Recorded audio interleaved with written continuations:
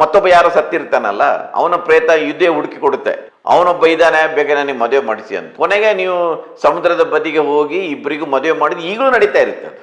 ಸಾಮಾನ್ಯವಾಗಿ ಅದು ಯಾರು ಕಂಪ್ಲೇಂಟ್ ಕೊಡ್ಲಿಕ್ಕೆ ಹೋಗುದಿಲ್ಲ, ಕಂಪ್ಲೇಂಟ್ ಕೊಟ್ಟರೆ ಅದು ಕೇಸ್ ಆಗುತ್ತೆ. ಈ ಕಾಯ್ದೆ ಇದು ಜಾರಿಯಲ್ಲಿದೆ, ಅದು ಯಡಿಯೂರಪ್ಪ ಸರ್ಕಾರನೇ ಜಾರಿಗೆ ತಂದದ್ದು. ಹೌದಾ? ಹಾಗಾದ್ರೆ ಕಾಯ್ದೆ ಜಾರಿಯಲ್ಲೇ ಇದೆ? ಜಾರಿಯಾಗಿದೆ. ಬಿಜೆಪಿ ಸರ್ಕಾರನೇ ಜಾರಿಗೆ ತಂದಿದೆ ಅದನ್ನು. ಆದ್ರೆ ಡೆವಿಲ್ ವರ್ಷಿಪ್ ಎನ್ನುವುದು ಆ ರೀತಿ ಅರ್ಥಲ್ಲ. ಅವರು ಸ್ವಲ್ಪ ತಿಳ್ಕೊಂಡು ಅದನ್ನು ಭೂತಾರಾಧನೆ ಅಲ್ಲ ಅಂತ ಒಂದು ಕ್ಲಾರಿಫೈ ಮಾಡಬೇಕಿತ್ತು, ಅದು ಮಾಡಿಲ್ಲ. ಅಶ್ವತ್ಥ ಕಟ್ಟೆ ಸುತ್ತಿದ್ರೆ ಮಕ್ಕಳಾಗತ್ತಾ? ಇಲ್ಲ. ಮಕ್ಕಳಾಗಬೇಕಾದ್ರೆ ಗಂಡ ಹೆಂಡತಿ ಜೊತೆಯಲ್ಲಿ ಮಲಗಬೇಕಲ್ವಾ. ಈ ಅದನ್ನು ಈ ಸ್ಮಶಾನದಲ್ಲಿ ಹೋಗಿ ಆ ದೆವ್ವಗಳನ್ನು ಇಟ್ಕೊಂಡು ಪೂಜೆ ಮಾಡೋದು ಇಂಥದ್ದೆಲ್ಲ ಇದೆಯಲ್ಲ, ಅದನ್ನು ಆ ರೀತಿಯ ಮೂಢನಂಬಿಕೆ. ಆ್ಯಕ್ಚುಲಿ ಹಿಂದೆ ನಾನು ಸರ್ಕಾರದ ಭಾಗವಾಗಿದ್ದಾಗಲೂ ಕೂಡ ನಾವು ಒಂದು ಮೂಢನಂಬಿಕೆ ನಿಷೇಧ ಕಾಯ್ದೆ ಅಂತ ತಂದೆವು. ಸಿದ್ದರಾಮಯ್ಯವರಿಗೆ ಮನಸ್ಸಿತ್ತು ಅದನ್ನು ಇಂಪ್ಲಿಮೆಂಟ್ ಮಾಡಬೇಕಂತ. ಆ ಕಾಲದಲ್ಲಿ ಹೈಕಮಾಂಡ್ ಸ್ವಲ್ಪ ಅಂದರೆ ಅದಕ್ಕೆ ಸಿಕ್ಕಾಪಟ್ಟೆ ವಿರೋಧ ಆಯಿತು. ಎಲ್ಲೇ ವಿರೋಧ ಅಂತ ನೀವು ದಕ್ಷಿಣ ಕನ್ನಡದವರು, ನಿಮಗೆ ಗೊತ್ತಿರುತ್ತೆ. ಅದರಲ್ಲಿ ಈ ಡೆವಿಲ್ ವರ್ಷಿಪ್ ಅನ್ನ ಮೂಢನಂಬಿಕೆ ಅಂತ ಕನ್ಸಿಡರ್ ಮಾಡಿದ್ರು. ಅಲ್ಲ, ಡೆವಿಲ್ ವರ್ಷಿಪ್ ಅಂದ್ರೆ ಇಲ್ಲಿ ಬೇರೆ, ದೈವ ಬೇರೆ, ದೆವ್ವ ಬೇರೆ, ಆಯ್ತಾ? ಅವರು ಹೇಳಿದ್ದು ಈ ದೆವ್ವಗಳೆಲ್ಲ ಇದೆಯಲ್ಲ ಅದರದ್ದು ವರ್ಷಿಪ್ ಮಾಡಬಾರದು ಅಂತ. ಅದನ್ನ ನಮ್ಮ ಭೂತಾರಾಧನೆಗೆ ಅಪ್ಲೈ ಮಾಡಿದ್ರು. ಅದರಲ್ಲಿ ಏನು ಕಾಯ್ದೆಯಲ್ಲಿ ಇಲ್ಲ. ಬಟ್ ಏನ್ ಮಾಡಿದಾರೆ ಅಂದ್ರೆ, ಮೂಢನಂಬಿಕೆ ನಿಷೇಧ ಕಾಯ್ದೆ ಬಂದ್ರೆ ಇನ್ನು ಕೋಲಗಳನ್ನು ನಡೆಸಲಿಕ್ಕೆ ಇಲ್ಲ ಅಂತ ಅಪಪ್ರಚಾರವಾಯಿತು. ಅದು ಅಲ್ಲ, ಅದು ಡೆವಿಲ್ ವರ್ಷಿಪ್ ಎನ್ನುವುದು ಆ ರೀತಿ ಅರ್ಥಲ್ಲ. ಅವರು ಸ್ವಲ್ಪ ತಿಳ್ಕೊಂಡು ಅದನ್ನು ಭೂತಾರಾಧನೆ ಅಲ್ಲ ಅಂತ ಒಂದು ಕ್ಲಾರಿಫೈ ಮಾಡಬೇಕಿತ್ತು, ಅದು ಮಾಡಿಲ್ಲ.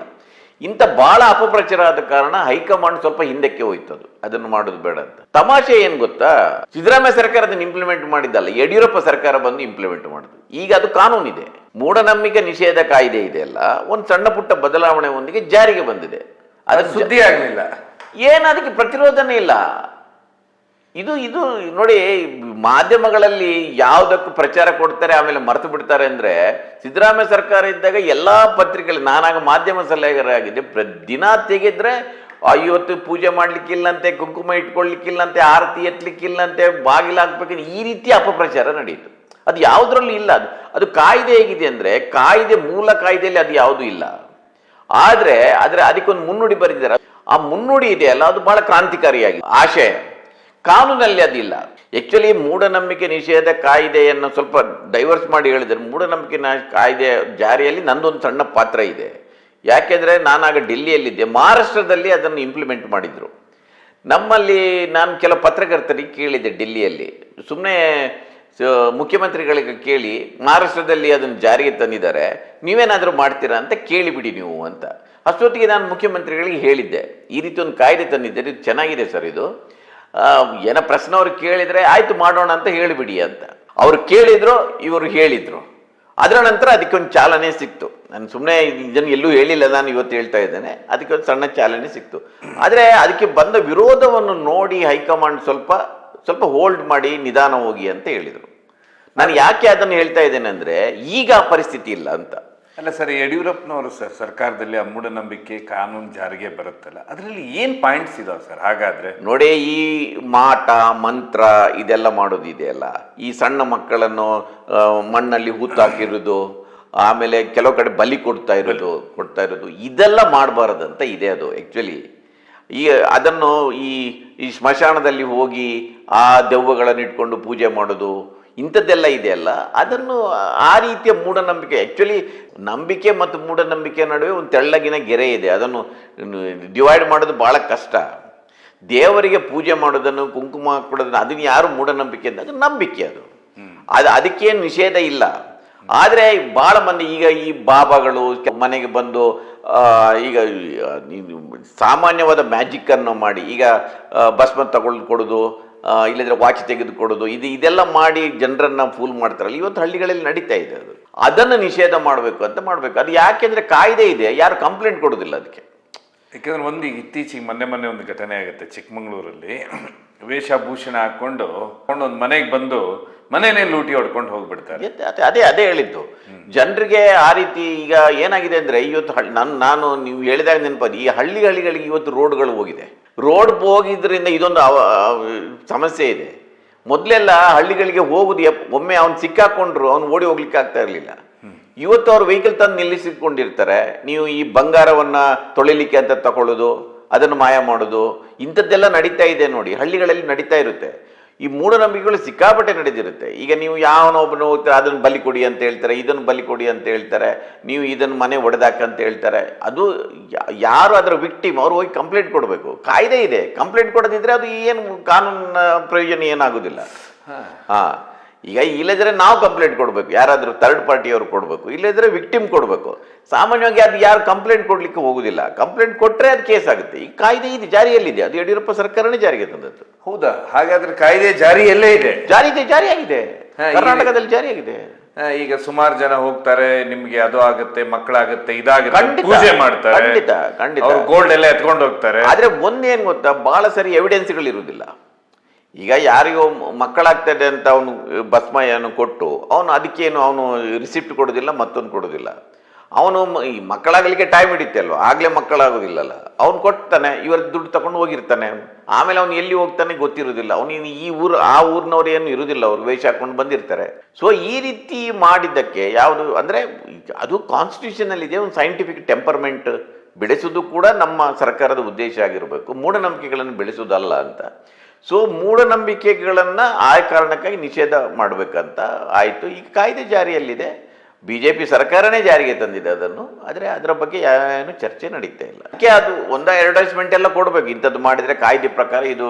ಈಗ ಸಿಗರೇಟ್ನ ಮೇಲೆ ಬರೆದಾಗೆ ಆ ರೀತಿ ಏನಾದರೂ ಅಲ್ಲಲ್ಲಿ ಬೋರ್ಡ್ ಹಾಕಬೇಕು, ಅದನ್ನು ಮಾಡ್ಬೋದು. ಅದನ್ನು ಸರ್ಕಾರ ಮಾಡಬೇಕು. ಸರ್ಕಾರ ಈಗ ಎಲ್ಲ ಕಡೆ ಇಂಥ ಅದರಲ್ಲಿ ಇದೆ, ಇಂಥ ಕೃತ್ಯಗಳನ್ನು ನಡೆಸುವುದು ಅದು ಮೂಢನಂಬಿಕೆಯ ನಿಷೇಧದ ಕಾಯ್ದೆ ಅಡಿಯಲ್ಲಿ ಬರುತ್ತೆ. ಇದನ್ನು ಮಾಡಿದವರಿಗೆ ಅದು ಶಿಕ್ಷೆಗೆ ಅರ್ಹರಾಗ್ತಾರೆ ಅಂತ ಒಂದು ಬೋರ್ಡ್ ಎಲ್ಲ ಹಾಕಬೇಕು. ಸೊ ಇಲ್ಲೊಂದು ತುಂಬಾ ಇದಂದ್ರೆ ಭೂತಾರಾಧನೆಗೆ ಏನಿದೆ, ಏನಿಲ್ಲ. ಇಲ್ಲ, ಭೂತಾರಾಧನೆಗೆ ಅದಕ್ಕೆ ಏನ್ ಬರೋದಿಲ್ಲ, ಅದು ನಂಬಿಕೆ. ಅದು ಭೂತಾರಾಧನೆ, ದೇವರು ದೈವ, ದೆವ್ವ ಅಂತ ಇದೆಯಲ್ಲ, ಅದು ಬೇರೆ. ಪ್ರೇತಗಳು ಬೇರೆ ಅಲ್ವಾ? ಯಾರ ಅಲ್ಲಿ ಒಂದು ಚೀಟಿಂಗ್ನ ಎಲಿಮೆಂಟ್ ಎಲ್ಲಾದ್ರೂ ಇದ್ರೆ ಬಹುಶಃ ಅದು ಕಾಯ್ದೆ ಅಡಿಯಲ್ಲಿ ಬರುತ್ತೆ. ಆ ಕಾಯ್ದೆ ಆ ಸೆಕ್ಷನ್ ಅನ್ನು ಕೋಟ್ ಮಾಡಿ ಕಂಪ್ಲೇಂಟ್ ಕೊಟ್ರೆ ಅವನ್ನ ಅರೆಸ್ಟ್ ಮಾಡ್ಬೋದು. ಇಲ್ಲದಿದ್ರೂ ಅರೆಸ್ಟ್ ಆಗ್ತಾರೆ. ನೀವು ಈಗ ಈ ರೀತಿ ಮಾಡುವುದಕ್ಕೆ ಮೂಢನಂಬಿಕೆ ನಿಷೇಧ ಕಾಯ್ದೆನೇ ಬೇಡಿಕೆ ಇಲ್ಲ. It is A criminal offence. ಈಗ ಮೋಸ ಮಾಡೋದು ಕ್ರಿಮಿನಲ್ ಆಫೆನ್ಸ್ ಅಲ್ವಾ? ಅದು ಅದರ ಮೇಲೇನೆ ಬರುತ್ತೆ. ಇದೊಂದು ಎಕ್ಸ್ಟ್ರಾ ಕಾಯ್ದೆ ಅಷ್ಟೇ. ಈಗ ಯಾರಾದರೂ ಬಂದು ನಿಮ್ಮ ಬೆಳ್ಳಿಯನ್ನು ಬಂಗಾರ ಮಾಡ್ತೇನೆ ಅಂತ ಹೇಳ್ತಾನೆ ಅಂದರೆ ಅವ್ನು ಕ್ರಿಮಿನಲ್ ಆಫೆನ್ಸ್ ಅಲ್ವಾ? ಇಲ್ಲದ್ರೆ ಈ ಭಸ್ಮ ತಗೊಂಡು ನಿಮ್ಮ ಮಕ್ಕಳಾಗ್ತಂತ ಹೇಳಿದರೆ ಇಟ್ ಇಸ್ ಎ ಚೀಟಿಂಗ್. ಅದು ಎಲ್ಲಿ ಆಗುತ್ತೆ ಅದು? ಆದರೆ ಇದನ್ನು ಇನ್ನೊಂದು ಸ್ವಲ್ಪ ಅದನ್ನು ಸ್ಟ್ರೆಂಥನ್ ಮಾಡಬೇಕು, ಆ ಕಾಯ್ದೆಯನ್ನು ಒಂದು ಹೆದರಿಕೆ ಹುಟ್ಟಿಸಬೇಕು ಎನ್ನುವ ಕಾರಣಕ್ಕಾಗಿ ಕಾಯ್ದೆ ತಂದದ್ದು. ಅದೇನು ವಿಶೇಷವಾದ ಇಲ್ಲದ ಕಾಯ್ದೆ ಏನಲ್ಲ. ಹಾಗಾದ್ರೆ ಅದರಲ್ಲಿ ಜನ ದೇವಸ್ಥಾನಕ್ಕೆ ಹೋಗಬಾರ್ದು, ಪೂಜೆ ಮಾಡುವಾಗಿಲ್ಲ, ಹಾಕುವಾಗಿಲ್ಲ, ಈ ರೀತಿ ಎಲ್ಲ ಏನಿಲ್ಲ. ಅದರಲ್ಲಿ ಏನಿಲ್ಲ, ಅದು ಏನಿಲ್ಲ. ಇನ್ನೊಂದು ಇದರಲ್ಲಿ ಒಂದು ವಿಶೇಷ ಸರ್, ನಮ್ಮ ಕರ್ನಾಟಕ ರಾಜ್ಯದಲ್ಲಿ ಕೆಲವೊಂದು ಭಾಗದಲ್ಲಿ ಇವತ್ತಿಗೂ ಏನಂತ ಹೇಳಿದ್ರೆ ಅವ್ರು ಭಸ್ಮ ಕೊಟ್ಬಿಟ್ರೆ ಹೊಟ್ಟೆ ನೋವು ಹೋಗುತ್ತೆ, ಜ್ವರ ಹೋಗ್ಬಿಡುತ್ತೆ ಅನ್ನುವಂಥದ್ದು. ಇದು ತುಂಬ ತಮಾಷೆಯಾಗಿರುತ್ತೆ. ಅಂದರೆ ಆ ಭಸ್ಮದಲ್ಲೇನೆ ಹೊಟ್ಟೆ ನೋವು ಹೋಗುವಂಥ ಆ್ಯಂಟಿಬಯೋಟಿಕ್ ಅದರಲ್ಲಿ ಮಿಕ್ಸ್ ಮಾಡಿರ್ತಾರೆ. ಇನ್ನೊಂದರಲ್ಲಿ ಜ್ವರ ಬಂದರೆ ಏನು ಪೌಡ್ರ್ ಮಾಡಿ ಆ ಭಸ್ಮದಲ್ಲಿ ಮಿಕ್ಸ್ ಮಾಡಿಬಿಟ್ಟಿರ್ತಾರೆ. ಈ ರೀತಿ ಒಂದು 10 ಇಟ್ಕೊಂಡ್ಬಿಟ್ಟಿರ್ತಾರೆ ಭಸ್ಮಗಳನ್ನ. ಹೊಟ್ಟೆ ನೋವಾ, ಆ ಭಸ್ಮ ತೆಗೆದುಕೊಂಡು ಇದು ತಿನ್ನುವಂಥದ್ದು. ಇದು ಒಂದು ಮೂಡು ಇದನ್ನು ನಂಬ್ತಾರೆ. ನಮ್ಮಲ್ಲಿ ಈ ಮದ್ದು ಹಾಕೋದು ಮತ್ತು ಮದ್ದು ತೆಗೆಯೋದು ಅಂತ ಇದೆಯಲ್ಲ, ಅದು ಭಾಳ ಮಂದಿ ಅದು ಸೈಕಲಾಜಿಕಲ್. ಅದು ನೀವು ಈಗ ಜಾತಿ ಗಣತಿ ಬಿಟ್ಟು ಇಲ್ಲಿಗೆ ಬಂದಿದೆ, ಇದರ ಬಗ್ಗೆ ನೀವು ಮಾತಾಡೋದಿದ್ರೆ ಸುಮಾರು ಇದೆ ಇಂಥದ್ದು. ಅಂದರೆ ಈಗ ಮದ್ದಾಕ್ತಾರೆ, ಅವರು ಮಲಗಿಸಿ ಅವನಿಗೊಂದು ಬತ್ತಿಯಲ್ಲಿ ಅದಕ್ಕೆ ಹೊಟ್ಟೆಗೆ ಹೊಡಿತಾ ಇರ್ತಾರೆ. ಹೊಟ್ಟೆಗೆ ಹೊಡೆದು ಬಿಟ್ಟು ಕಣ್ಣೆಲ್ಲ ಮಟ್ಟಿ ಕೈಯಲ್ಲಿ ತೆಗೆದು ನೋಡಿ ಮಾಂಸದಲ್ಲಿ ನಿಮಗೆ ಮದ್ದಾಕಿದ್ದಾರೆ, ಅದಕ್ಕೆ ರೋಮ ಎಲ್ಲ ಬೆಳೆದಿದೆ ಅಂತ ತೋರಿಸ್ತಾರೆ. ಅದು ಅವ್ರ ಕೈ ಚಳಕ ಅದು. ಆದರೆ ಅವನು ವಿಕ್ಟಿಮ್ ಪೇಷಂಟ್ ಇದನ್ನಲ್ಲ, ಅವನಿಗೊಂದು ಸ್ಯಾಟಿಸ್ಫ್ಯಾಕ್ಷನ್, ಏನೋ ಹೊಟ್ಟೆಯಲ್ಲಿತ್ತು ಹೊರಗೆ ಹೋಯ್ತು, ನಾನಿನ್ನು ಆರಾಮಾಗಿದೆ ಅಂತ. ಸೊ ಅದು ಅವನನ್ನು ರಿಕವರ್ ಮಾಡೋದು ಇರುತ್ತೆ. ಭಾಳ ಮಂದಿಗೆ ಅದು ತೆಗೆದ ನಂತರ ನಾನು ಎಷ್ಟು ಆರಾಮಾಗಿದ್ದೇನೆ ಅಂತ ಹೇಳ್ತಾನೆ. ಯಾಕೆಂದರೆ ಅವನಿಗೆ ನನ್ನ ಹೊಟ್ಟೆಯಲ್ಲಿ ಏನಿದೆ, ನನಗೇನೋ ಮದ್ದಾಕಿದ್ದಾರೆ ಅಂತ ಈ ಸೈಕಾಲಜಿಯಲ್ಲೇ ಅವನು ನಿತ್ರಾಣ ಆಗಿಬಿಡ್ತಾನೆ. ಅದು ಒಮ್ಮೆ ಆ ಫಿಯರ್, ಆ ಹೆದರಿಕೆ ಹೋದ ನಂತರ ಅವನು ಆರಾಮಾಗಿರ್ತಾನೆ, ಎಲ್ಲ ಆಗಿದೆ ಅಂತ. ಸೊ ಇಂಥದ್ದು ಮಾಡ್ತಾರೆ. ಮದ್ದು ಈ ಊರಲ್ಲಿ ಈ ರೀತಿ ಮಾಟ ಮಂತ್ರ ಮಾಡುವವರೆಲ್ಲ ಇರ್ತಾರಲ್ಲ, ಈ ಲಿಂಬೆ ಹುಳಿಯಲ್ಲಿ ಮಾಡೋದು. ಈ ವಿಧಾನಸೌಧ ಎದುರಿಗೆ ಲಿಂಬೆ ಹುಳಿ ತಂದೆ ಎಲ್ಲ ಹಾಕಿದ್ರು. ಜನರಿಗೆ ಏನಾಗಿದೆ ಅಂದರೆ, ಈಗ ನಾಳೆ ಯಾರ್ದಾದ್ರೂ ಮನೆ ಮುಂದೆ ಹೋಗಿ ನೀವು ಬೆಳಿಗ್ಗೆ ಅವ್ರ ಬಾಗಿಲು ತೆಗೆದಾಗ ಒಂದು ಲಿಂಬೆ ಹುಳಿ ಸ್ವಲ್ಪ ಕುಂಕುಮ ಇದ್ದರೆ ಅವ್ನು ಹೆದರಿ ಹೋಗ್ಬಿಡ್ತಾನೆ, ಅವನು ಓಡ್ತಾನೆ ಅದನ್ನು ತೆಗಿಸ್ಲಿಕ್ಕೆ. ಅಂದರೆ ಜನರಿಗೆ ಒಂದು ಏನಾದರೆ ಆ ರೀತಿಯ ವೈಜ್ಞಾನಿಕವಾಗಿ ತಿಳುವಳಿಕೆ ಇದ್ದವ್ರು ಎಷ್ಟು ಮಂದಿ ಇರ್ಬೇಕು. ಈಗ ನಮ್ಮ ಮಂಗಳೂರಲ್ಲಿ ನರೇಂದ್ರ ನಾಯ್ಕ ಅಂತ ಇದ್ದಾರೆ. ನೀವು ಯಾವತ್ತಾರು ಒಂದು ಇಂಟರ್ವ್ಯೂ ಮಾಡಿ, ಇವರು ಮಾಡುವ ಎಲ್ಲ ಜಾದುಗಳನ್ನು ಅವರು ಮಾಡ್ತಾರೆ. ಈಗ ನೀವು ಇಂದ್ರಜಾಲ ಅಂತ ಏನಿದೆ, ಇದು ಜಗತ್ತಿನಾದ್ಯಂತ ನಡೀತಾ ಇದೆ ಅಲ್ಲ, ಅದು ಈಗ ಜಗತ್ತಿನಾದ್ಯಂತ ನಡೀತಾ ಇದೆ. ಅದು ಅಂದರೆ ಅದು ಒಂದು ಸೈನ್ಸ್ ಆಗಿ ಅದನ್ನು ಮಾಡ್ತಾ ಇದ್ದಾರೆ ಇಂದ್ರಜಾಲ. ಈಗ ಮ್ಯಾಜಿಕ್ ಎನ್ನುವುದು ಇದೆಯಲ್ಲ, ಅದು ಒಂದು ಆರ್ಟ್, ಅದೊಂದು ಸೈನ್ಸ್. ಈಗ ಅದನ್ನು ಮಾಡ್ತಾರೆ, ಆದರೆ ಅದನ್ನೇ ಧರ್ಮದ ಹೆಸರಲ್ಲಿ ಮಾಡಿ ಜನರನ್ನು ಮೋಸ ಮಾಡೋದಿದೆಯಲ್ಲ, ಅದು ಬೇರೆ. ಅದು ಕರ್ನಾಟಕದಲ್ಲಿ ನಾವು ಬಂದ ಕೂಡಲೇ ಕೆಲವೊಂದು ಕಡೆ ಅಮಾವಾಸ್ಯೆ ದಿವಸನೋ ಈ ರೀತಿ ಕೆಲವೊಂದು ಹೆಣ್ಮಕ್ಳು ಗಂಡಸರೆಲ್ಲ ಕರ್ಕೊಂಡು ಬರ್ತಾರೆ. ಅವ್ರೇನೋ ಅವ್ರ ಮೈ ಮೇಲೆ ದೆವ್ವ ಬಂದಿದೆ, ಇಲ್ಲಿ ಬಂದರೆ ದೆವ್ವ ಬಿಟ್ಟು ಹೋಗುತ್ತೆ ಅನ್ನುವಂಥದ್ದು ಇರುತ್ತೆ. ಬಟ್ ದೆವ್ವನೋ ಅದು ಸುಳ್ಳು ನಿಜನೋ ಗೊತ್ತಿಲ್ಲ. ಬಟ್ ಅದರಲ್ಲಿ ಏನಂತ ಹೇಳಿದ್ರೆ ಅವ್ರ ಮನಸ್ಥಿತಿ ಹಾಗಿರುತ್ತೆ ಅನ್ಕೊಳ್ಳೋದು. ಹೇಳಿದ್ವಿ, ಮನುಷ್ಯ ಅವನು ವೀಕ್ ಆದ್ರೆ, ಈಗ ನಿಮ್ಗೆ ಈಗ ನಾವು ಒಂದಷ್ಟು ಓದ್ಕೊಂಡಿದ್ದೇವೆ, ತಿಳ್ಕೊಂಡಿದ್ದೇವೆ, ಎಲ್ಲ ಮಾಡಿದ್ರಿಂದ ನಾವು ಮೆಂಟಲಿ ಭಾಳ ಸ್ಟ್ರಾಂಗ್ ಇರ್ತೇವೆ. ಅದರಿಂದ ನಮ್ಮನ್ನು ಆ ರೀತಿ ಮಾಡಲಿಕ್ಕೆ ಆಗೋದಿಲ್ಲ. ಆದರೆ ಹಳ್ಳಿ ಜನ ಏನಾಗುತ್ತೆ ಅಂದರೆ ಅವರಿಗೆ ತಿಳುವಳಿಕೆ ಇಲ್ಲ, ಅವರ ಸುಪ್ತ ಆಸೆಗಳು ಏನಿದೆ. ನೀವು ದಕ್ಷಿಣ ಕನ್ನಡ ಜಿಲ್ಲೆಯ ಸುತ್ತಮುತ್ತ ನಾವು ನೋಡಿದ್ದು ನಿಮಗೆ ನೋಡಿರ್ಬೋದು, ಕಡಲ ತೀರದಲ್ಲಿ ಈ ಪ್ರೇತಗಳಿಂದ ಪ್ರೇತ ಮದುವೆ, ಗಂಡು ಪ್ರೇತ ಅದೇ ಹುಡುಕಿ ಕೊಡುತ್ತೆ, ಆಯ್ತಾ.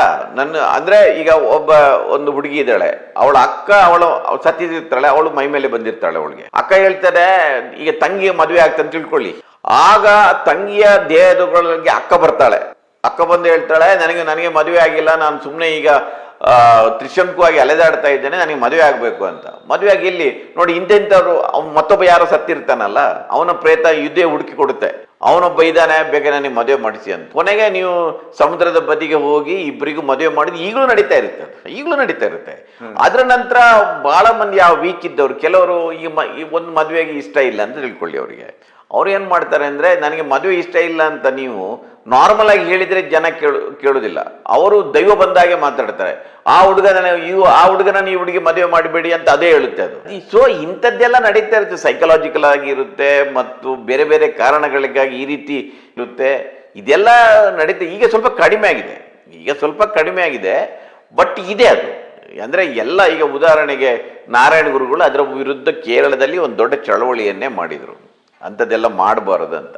ಆದರೆ ನಾರಾಯಣ ಗುರುಗಳ ಅನುಯಾಯಿಗಳು ಕೂಡ ಅದನ್ನು ಮಾಡ್ತಾರೆ, ಈಗಲೂ ಮಾಡ್ತಾರೆ ಅದನ್ನು. ಸೊ ಮೂಢನಂಬಿಕೆಗಳು ಮನುಷ್ಯನ ಮೂಲದಿಂದಲೂ ಇದೆ. ಅದು ಈ ಹೊರರ್ ಫಿಲ್ಮ್ಗಳು ಬಂದ್ರೆ, ಅದು ಫಿಲ್ಮ್, ಅದು ಜನ ಅದನ್ನು ನಿಜ ಅಂತ ತಿಳ್ಕೊಂಡವ್ರು ಇದ್ದಾರೆ. ಈಗ ಹೊರರ್ ಫಿಲ್ಮ್ಗಳು ಭಾಳ ಓಡುತ್ತೆ, ಉಳಿದ ಕಂಪೇರ್ ಮಾಡಿದರೆ ಹೊರರ್ ಫಿಲ್ಮ್ಗಳು ಓಡುತ್ತೆ ಅಲ್ವ ಈಗ ಅದು. ಸೊ ನೀವು ಮ್ಯಾಜಿಕ್ ಶೋಗಳನ್ನು ನೋಡಿದರೆ ಈ ಬಾಬಾಗಳು ಸ್ವಾಮೀಜಿಗಳು ಮಾಡೋದು ಏನಲ್ಲ, ಅಂಥ ಮ್ಯಾಜಿಕ್ ಶೋ ಮಾಡ್ತಾರೆ ಇವತ್ತು. ನರೇಂದ್ರ ನಾಯಕ್ ಇದರ ವಿರುದ್ಧವಾಗಿ ಒಂದು ಚಳವಳಿಯೇ ನಡೀತಾ ಇದೆ. ಇಂಥದ್ದವರದ್ದು ನರೇಂದ್ರ ನಾಯಕ್ ನಾನು ತಿಳಿದಾಗೆ 30-40 ವರ್ಷದಿಂದ ಈ ಕೆಲಸ ಮಾಡ್ತಾ ಇದ್ದಾರೆ. ಈ ಯಾವುದು ಮೂಢನಂಬಿಕೆ ಎಲ್ಲ ಹೋಗಿ ಶೋಸ್ಗಳನ್ನು ಕೊಟ್ಟು ಸ್ಟೂಡೆಂಟ್ಸ್ಗಳಿಗೆ ಕೊಟ್ಟು, ನಮ್ಮ Bengaluru university vice chancellor H Narasimhaiah ಅವರೆಲ್ಲ ಇದನ್ನು ಮಾಡಿದ್ದಾರೆ. ಬಟ್ ಈಗ ನನಗೊಮ್ಮೊಮ್ಮೆ ಅನಿಸುತ್ತೆ, ಭಾಳ ವಿದ್ಯೆ ಎಲ್ಲ ಜಾಸ್ತಿ ಆದ ನಂತರ, ಎಜುಕೇಶನ್ ಜಾಸ್ತಿ ಆಗಿದ ನಂತರ ಜನ ಮತ್ತೆ ಮೂಢರಾಗ್ತಾ ಇದ್ದಾರೆ. ಇದನ್ನ ಯಾರು ಪ್ರಾಕ್ಟೀಸ್ ಮಾಡ್ತಿರ್ತಾರೆ ಈ ರೀತಿ ಮೂಢನಂಬಿಕೆಗಳು, ಅವರೇ ಹುಟ್ಟು ಹಾಕ್ತಾರೆ. ಏನಂದ್ರೆ ಧರ್ಮನೇ ಹೊರಟೋಗ್ಬಿಡುತ್ತೆ, ಧರ್ಮವನ್ನ ನಶಿಸೋದಕ್ಕೆ ಇವ್ರು ಏನ್ ಮಾಡ್ತಾ ಇದ್ರೆ ಪ್ರಯತ್ನ ಪಡ್ತಾ ಇದ್ದಾರೆ. ನಾಳಿಂದ ನೀವು ಕುಂಕುಮ ಹಾಕುವಾಗಿಲ್ಲ, ನೀವು ದೇವಸ್ಥಾನಕ್ಕೆ ಹೋಗುವಾಗಿಲ್ಲ, ಈ ರೀತಿ ಮಾಡ್ತಾ ಇದ್ದಾರೆ ಇವರು. ಬಟ್ ಈ ಕಾನೂನಿನಲ್ಲಿ, ಮೂಢನಂಬಿಕೆ ಕಾನೂನು ಬಗ್ಗೆ ನಾವೀಗ ಮಾತಾಡಿದ್ದು, ಈ ಕಾನೂನಲ್ಲಿ ಇದು ಅಂಶ ಇದೆ, ಕುಂಕುಮ ಹಾಕಬಾರ್ದು, ಅವ್ರ ಆಚರಣೆ ಮಾಡ್ಬೇಕು. ಇಲ್ಲ, ಖಂಡಿತ ಇಲ್ಲ.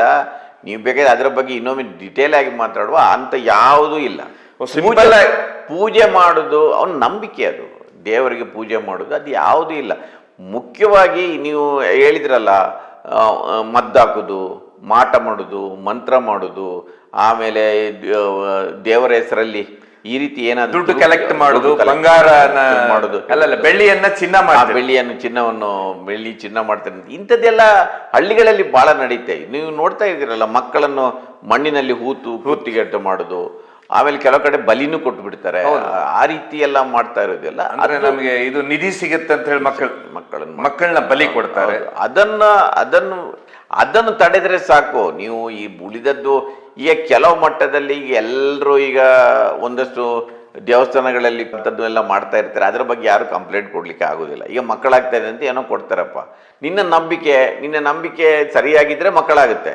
ನೀನು ಅವ್ರಿಗೆ ಕೊಡುವಾಗ ಹೇಳ್ತಾರೆ, ಈ ಪ್ರಸಾದ ತಗೊಳ್ಳು, ದೇವರನ್ನ ಮೇಲೆ ನಂಬಿಕೆ ಇಟ್ಟು ಇದನ್ನು ತಗೊಳ್ಳು ಅಂತ.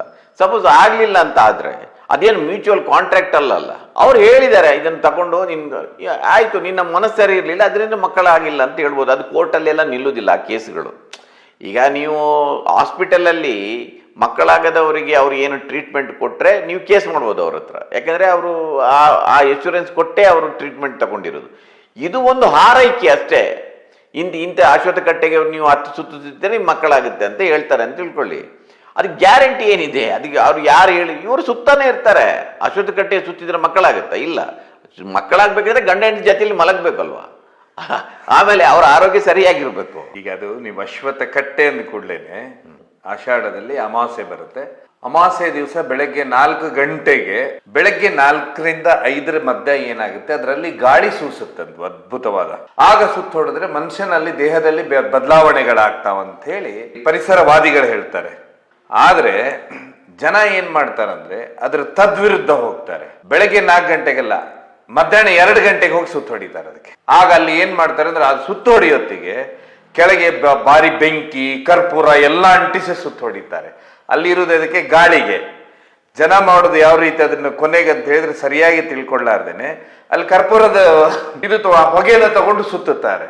ಸೊ ಅದು ಇರುವುದು ಬೆಳಗ್ಗೆ 4ರಿಂದ 5 ಅಂತ ಪರಿಸರವಾದಿಗಳು ಹೇಳ್ತಾರೆ. ಹೀಗಾಗಿ ಪ್ರತಿ ಗ್ರಾಮದಲ್ಲಿ ಅಲ್ಲೊಂದು ಅಶ್ವತ್ಥ ಕಟ್ಟೆ ಇರುತ್ತೆ. ಅಲ್ಲಿ ಜನ ಸುತ್ತ ಹೊಡಿದು ಬೆಳಗ್ಗೆ 4ರಿಂದ 5 ಗಂಟೆ. ಅದರಿಂದ ನ್ಯಾಚುರಲ್ ಆಗಿ ಅಂದ್ರೆ ಪರಿಸರದಿಂದ ಮನುಷ್ಯನ ಹೆಲ್ತಿಗೆ ಒಳ್ಳೇದಾಗುತ್ತೆ ಅನ್ನುವಂಥದ್ದು ಇದೆ ಅಂತೆ. ಆದ್ರೆ ಅದನ್ನೇನಂತ ಹೇಳಿದ್ರೆ ಕೆಲವೊಂದು ನಂಬಿಕೆಗಳು ಅದನ್ನ ದುರ್ಬಳಕೆ ಮಾಡ್ಕೊಂಡ್ಬಿಟ್ಟಿದ್ದಾವೆ. ಅಂದ್ರೆ ನಂಬಿಕೆಗಳು ಮತ್ತೆ ಮೂಢನಂಬಿಕೆಗೆ ಏನೆಲ್ಲ ವ್ಯತ್ಯಾಸ ಇದೆ ಅಂತೇಳಿ. ಬಟ್ ಇದ್ರ ಪ್ರಕಾರ ನಿಮ್ಮ ಮೂಢನಂಬಿಕೆ ಬಗ್ಗೆ ಇಷ್ಟೆಲ್ಲ ನಾವು ಮಾತಾಡ್ತಾ ಇದ್ವಲ್ಲ ಸರ್, ಇದ್ರ ಬಗ್ಗೆ ಸರ್ಕಾರ ಇದ್ರ ಬಗ್ಗೆ ದೊಡ್ಡ ಒಂದು ಪ್ರಚಾರ ಮಾಡ್ಬೋದಿತ್ತಲ್ಲ ಅಂತ ಹೇಳಿ. ಕಾನೂನಿದೆ, ಅಲ್ಲ ಕೊಡ್ಬೋದು, ಅವರು ಕೊಡ್ಬೇಕಾಗಿಲ್ಲ. ಈಗ ಉಳಿದವರು ಕೊಡ್ಬೋದು, ಅದನ್ನು ಉಳಿದವರು ಕೊಡ್ಬೋದು. ಕಂಪ್ಲೇಂಟ್ ಆಗ್ತಾ ಇಲ್ಲ ಜನ. ಅದೇ ಹೇಳಿದ್ದಾರೆ, ಕಾನೂನು ಅದನ್ನು ಇಂಪ್ಲಿಮೆಂಟ್ ಆದಾಗ ಮಾತ್ರ ಅದರ ಲಾಭ ಸಿಗುತ್ತೆ. ಇಲ್ಲ ಕಾನೂನಾಗಿ ಇದ್ದರೆ ಅದು ಅಷ್ಟಕ್ಕೆ ಇದ್ದಿರುತ್ತೆ ಅಷ್ಟೇ ಅದು.